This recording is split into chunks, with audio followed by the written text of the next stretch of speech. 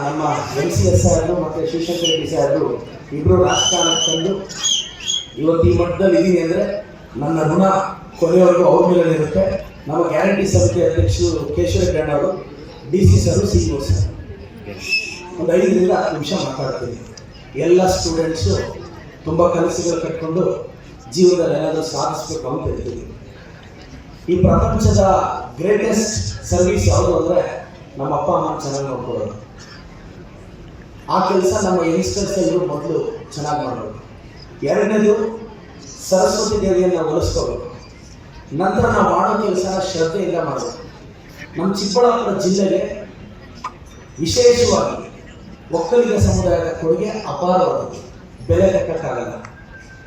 ಅದು ನಮ್ಮ MCS ಸಾಹೇಬರ ತಂದೆಯವರು ಈ ರಾಜ್ಯಕ್ಕೆ ಹೋಮ್ ಮಿನಿಸ್ಟರ್ ಆಗಿಲ್ಲ, ನಂತರ ಅವರ ತಂದೆಯವರು, ಅವ್ರ ಕುಟುಂಬ, ಅನ್ಕಂಡೀಷನಲಿ ಭಾಳಷ್ಟು KV ಪಿಳ್ಳಪ್ಪನವರ ಕೊಡುಗೆ ಖಂಡಿತವಾಗೂ ನಾವು ಬೆಲೆ ಕಟ್ಟಕ್ಕಾಗಲ್ಲ. ಅಷ್ಟೇ ನಮ್ಮ ಪೆರೇಸಂದ್ರದ ಹಿರಿಯರು ಕೇಶವ ರೆಡ್ಡಿ ಅವರು ಏನಿದ್ದಾರೆ ಸಂಸದರ ತಂದೆಯವರು, ಅವ್ರ ಕೊಡುಗೆಯೂ ಸಮಾಜಕ್ಕೆ ಭಾಳಷ್ಟಿದೆ. ನಾನು ಅವ್ರ ಕೊಡುಗೆಯನ್ನು ಸ್ಮರಿಸ್ತೇನೆ. ಎಲ್ಲರೂ ಒಗ್ಗಟ್ಟಾಗಿ ಸಮುದಾಯದವರು ಭಾಳಷ್ಟು ಕೊಡುಗೆ ನಮ್ಮ ಕ್ಷೇತ್ರಕ್ಕಿದೆ. ನಂತರ ನಮ್ಮ ಶಿವಶಂಕರ ರೆಡ್ಡಿ ಸಾಹೇಬರು 25 ವರ್ಷಗಳ ಕಾಲ ಸತತವಾಗಿ ಇವತ್ತು ಗೌರಿಬಿದನೂರು ಆ ಕಡೆ ಗುರುಬಂಡೆ ಭಾಗಕ್ಕೆ ಹೋದರೆ ಅವ್ರು ಮಾಡಿರೋ ಅಭಿವೃದ್ಧಿ ನಿಜವಾಗ್ಲೂ ಆ ರೋಡ್ಸಿಂದ ಹಿಡಿದು ಆ ವಾಟರ್ಸಳ್ಳಿ ಕೆರೆಗೆ ಸರ್, ಅವತ್ತು ಗೌರಿಬಿದನೂರು ಕಾರ್ಯಕ್ರಮಕ್ಕೆ ಹೋದಾಗ ತಮ್ಮ ಅಭಿವೃದ್ಧಿ ನಾನು ಕಂಡೆ ಸರ್. 25 ವರ್ಷ ಅವರು. ನಂತರ ಇವತ್ತು ನಾನು ಒಕ್ಕಲಿಗ ಸಮುದಾಯದ ಭಾಳಷ್ಟು ಜನ ಮುಖಂಡರು, ಭಾಳಷ್ಟು ಜನ ಹಿರಿಯರು ಮತ್ತು ಒಕ್ಕಲಿಗ ಸಮುದಾಯದವರ ಆಶೀರ್ವಾದದಿಂದ ಇವತ್ತು ನಾನು ಶಾಸಕನಾಗಿ ಆಯ್ಕೆ ಆಗೋದ್ರಲ್ಲಿ ಯಶಸ್ವಿಯಾಗಿದ್ದೀನಿ ಅಂತ ಒಕ್ಕಲಿಗ ಸಮುದಾಯದ ಭಾಳಷ್ಟು ಜನ ಮುಖಂಡರು ನನಗೋಸ್ಕರ, ನನ್ನ ಗೆಲುವಿಗೋಸ್ಕರ ಶ್ರಮಿಸಿದರೆ ಅವರ ಪ್ರತಿಯೊಬ್ಬರಿಗೂ ನಾನು ಅಭಿನಂದಿಸಕ್ಕೆ ಬಯಸ್ತೇನೆ. ಖಂಡಿತವಾಗೂ ಆಗಿದ್ದಾರೆ. ನಮ್ಮ ಎಳವಡಿ ರಮೇಶ್ ಅವರ ಕಾಂಟ್ರಿಬ್ಯೂಷನ್ ಕಳೆದ 15-20 ವರ್ಷದಿಂದ ಅವರ ಕಾಂಟ್ರಿಬ್ಯೂಷನ್ ಸಾಕಷ್ಟಿದೆ. ಸ್ವಾಮೀಜಿಯವರ ಇವಾಗ 10 ಎಕರೆ ಸಪೋಸ್ ಇದ್ದಿದ್ರೆ ಒಂದು 40-50 ಕೋಟಿ ಆಸ್ತಿ. ಅದು ಅವತ್ತು ಅನ್ಕಂಡೀಷನಲಿ ಅದು ಸರ್ಕಾರಿ ಶಾಲೆಗೆ ಬರೆದಿದೆ. ಅವ್ರ ತಾತನವರ ಕಾಂಟ್ರಿಬ್ಯೂಷನ್ ಸ್ಮರಿಸ್ತೇನೆ ಸರ್. ಎಲ್ಲ ಒಕ್ಕಲಿಗ ಸಮುದಾಯದ ಮುಖಂಡರು, ಹಿರಿಯರಿಲ್ಲ ಸ್ವಾಮೀಜಿ, ನಿಮ್ಮೆಲ್ಲರ ಆಶೀರ್ವಾದ ನನ್ನ ಮೇಲೆ ಸದಾ ಇರಬೇಕು. ನಾನು ನಮ್ಮೂರಿಗೆ ನಮ್ಮ ಶಾಸಕ ಅಂತ ಒಂದು ಕಾರ್ಯಕ್ರಮಕ್ಕೆ ಹೋಗಿದ್ದೆ ಸರ್. ನಮ್ಮೂರಿಗೆ ನಮ್ಮ ಶಾಸಕರು ಅಂತ ಒಂದು ಕಾರ್ಯಕ್ರಮಕ್ಕೆ ಹೋದಾಗ ಗೊಲ್ಲಡಿ ಪಂಚಾಯತಿಯಲ್ಲಿ ಇಟ್ಟಮುಡು ಅಂತ ಒಂದು ಹಳ್ಳಿಗೆ ಹೋದೆ ಸರ್.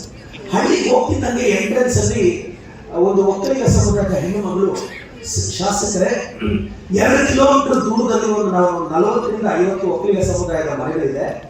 ಆದರೆ ಯಾವ ದಾರಿ ಬಿಟ್ಟಿಲ್ಲ, ಜಸ್ಟ್ ಒಂದು 2 ಅಡಿ ದಾರಿ ಇದ್ರೆ ಹೆಚ್ಚು, ನೀವು ದಾರಿ ಮಾಡ್ಕೊಡಲೇಬೇಕು, ಇಲ್ಲಾಂದ್ರೆ ನಾನು ನಿಮ್ಮನ್ನ ಕಳಿಸೋದೇ ಇಲ್ಲ ಅಂತ ಹಾಕಿಟ್ಟಿದ್ರು. ನಾನು ಅವತ್ತು ಕೂತು 45 ಸರಿಸುಮಾರು ಮನೆಗಳ ತೋಟಗಳು, ಆದರೆ ಯಾವ ದಾರಿ ಬಿಡಕ್ಕೆ ಹೋಗ್ತಿರ್ಲಿಲ್ಲ. ಚಿಕ್ಕ ಪುಟ್ಟ ಭಿನ್ನಾಭಿಪ್ರಾಯಗಳು.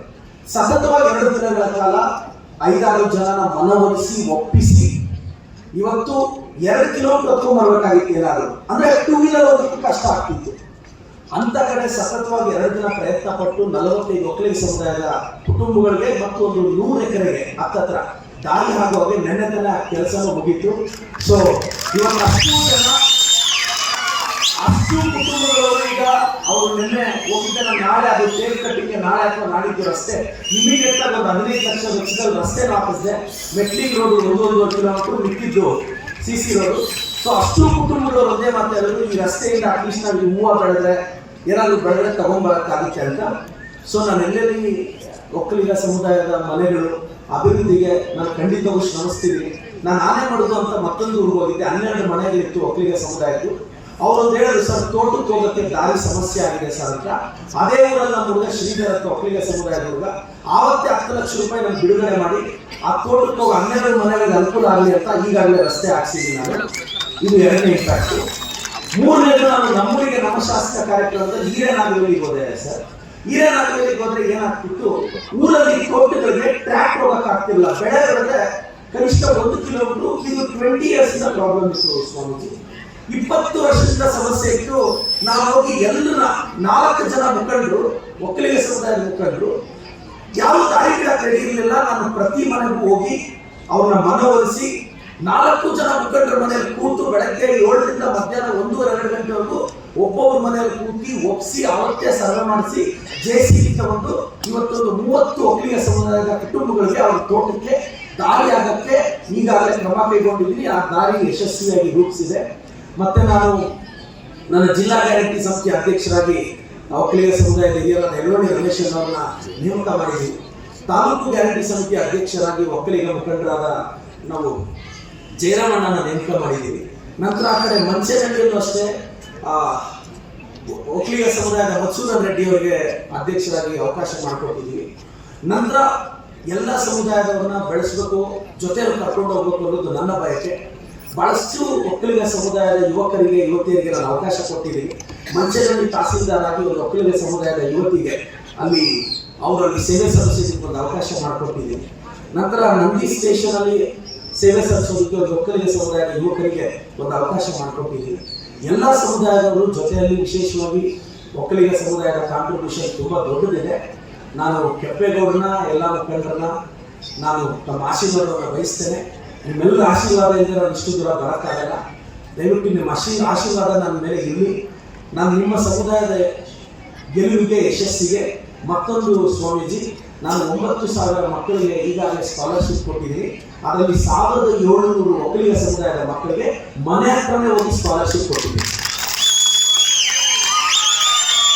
ಅಂಗನವಾಡಿ ಪಂಚಾಯತಿ ಈ ಕಡೆ ಕಸಬಾಗಿ 700-800 ಹೆಚ್ಚು ವಿದ್ಯಾರ್ಥಿಗಳಿಗೆ ಮನೆ ಬಳಿ ಹೋಗಿ ಸ್ಕಾಲರ್ಶಿಪ್ ಕೊಟ್ಟಿದ್ದೀನಿ. ಎಲ್ಲರೂ ಯಾವುದು SC ST ಎಲ್ಲ ಸಮುದಾಯದ ಮಕ್ಕಳಿಗೆ ಸ್ಕಾಲರ್ಶಿಪ್ ಕೊಡ್ತಾ ಬರ್ತಿದ್ದೀನಿ. ಯಾಕೆಂದ್ರೆ ಎಲ್ಲರ ಆಶೀರ್ವಾದ ಇದ್ರೇನೆ ನಾನು ಈಗಾಗಲೇ ರಾಜಕೀಯಕ್ಕೆ ಅಂಬೇಗ ನಿಂತಿದ್ದೀನಿ. ಶ್ರೀ ನಿರ್ಮಲಾನಂದ ಸ್ವಾಮೀಜಿಯವರ ಆಶೀರ್ವಾದ ಪಡೆಯಕ್ಕೆ ಹೋದಾಗ ಅವರು ನನಗೆ ಕೆಲವು ಮಾರ್ಗದರ್ಶನ ಹೇಳ್ಕೊಟ್ರು. ಹೀಗೆ ನಡೆಸ್ಕೊಂಡು ಹೋಗ್ಬೇಕು, ಹೀಗೆ ನಡಿಬೇಕು ಅಂತ. ಮತ್ತೆ ನನ್ನ ಜಿಲ್ಲಾ ಉಸ್ತುವಾರಿ ಸಚಿವರು ಸದಾ ನನಗೆ ಮಾರ್ಗದರ್ಶನ ಹೇಳ್ತಿರ್ತಾರೆ.